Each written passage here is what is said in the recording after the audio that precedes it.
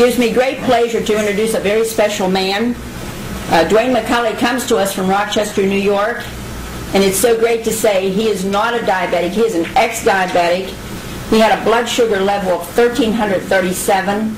He was in a coma, and God was merciful. God was good. He also had a wonderful mother and a wonderful daughter who helped to bring him to where he is today. And he has written this marvelous book and has the DVD here that gives his story and gives you the blueprint of what to do to relieve yourself of diabetes. And we are epidemic level now with diabetes.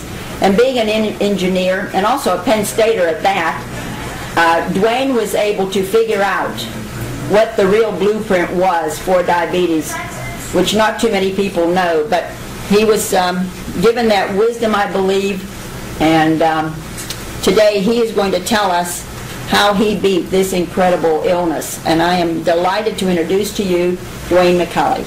Welcome.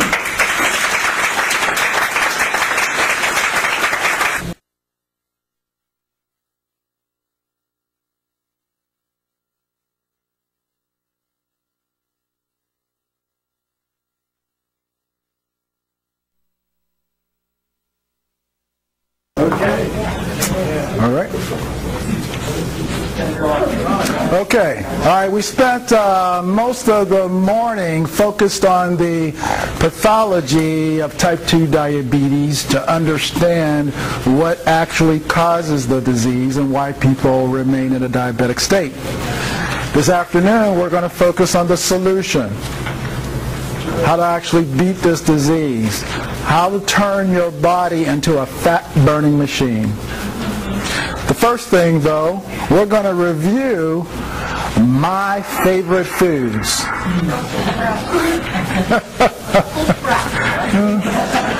Well, actually, this is before the Brussels sprouts. This is before I got the knowledge. And I lovingly refer to these as the 5 dead foods.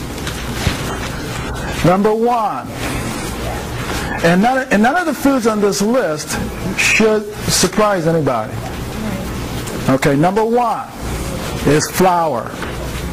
Flour. Flour. Flour. Flour exists in over 72% of the food in the grocery store. So it is somewhat of a challenge to avoid the flour. And why do you want to avoid the flour? There's 2 reasons. Number 1, it contains gluten. And number 2, it behaves and metabolizes in your body as sugar. Starches are the same thing. It metabolizes in your body as sugar. And those are some of my favorite foods. The rice. Oh, I used to love the white rice with the butter on top. And the mashed potatoes and the bread. Loved all those foods.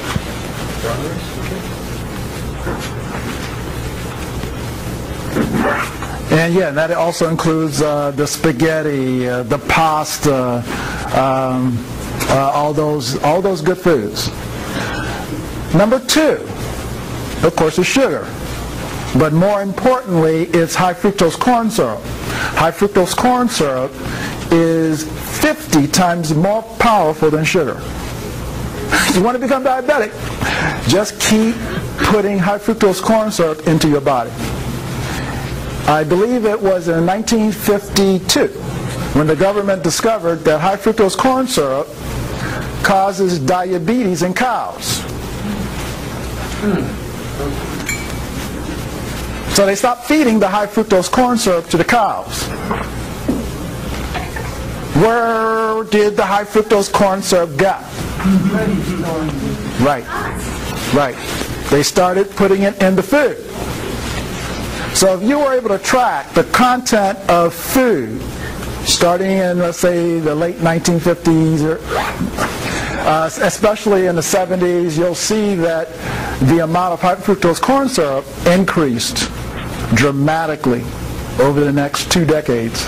And once we hit the 1990s, we were all hooked on high fructose corn syrup. But if you think about the name, it's ingenious, isn't it? Think about it. Fructose. Okay, that's a sugar in fruit. Sounds safe. Corn. Oh, that's a vegetable. So the name doesn't sound like it's going to hurt you. The high fructose corn syrup will make you diabetic very, very quickly. Number 3, dead food. And I'm sure everyone is familiar with our buddy, trans fats.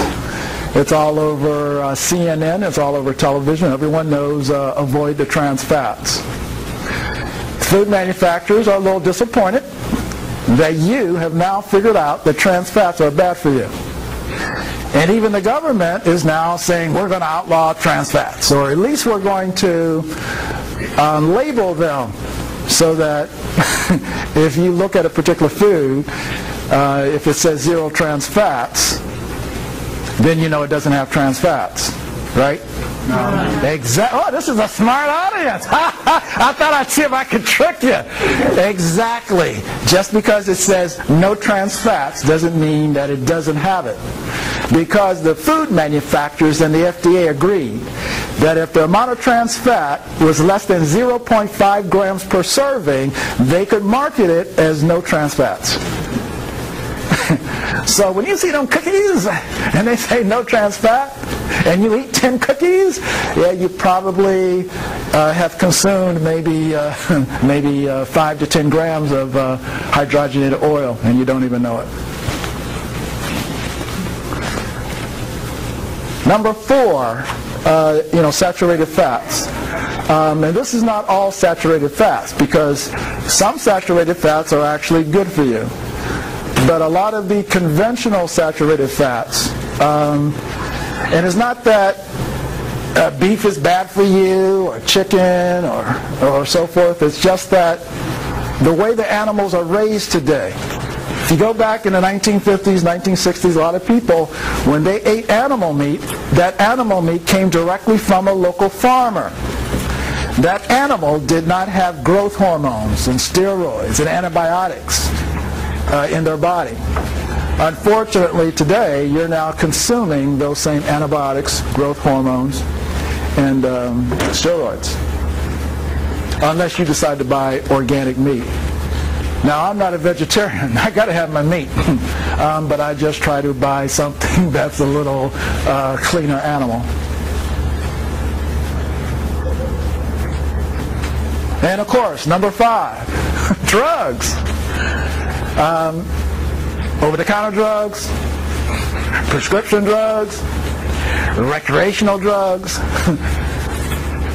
not good for the body.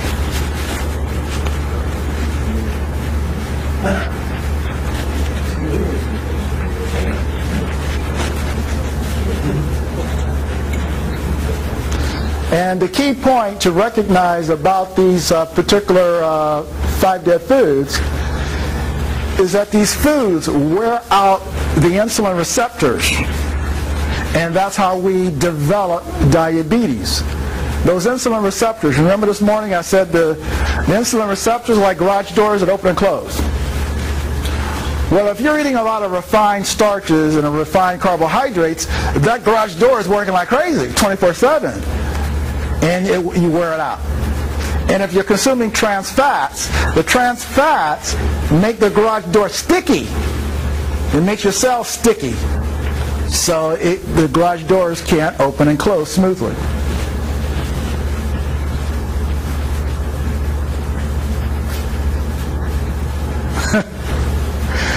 Yeah. Again, these are some of my favorite food combinations.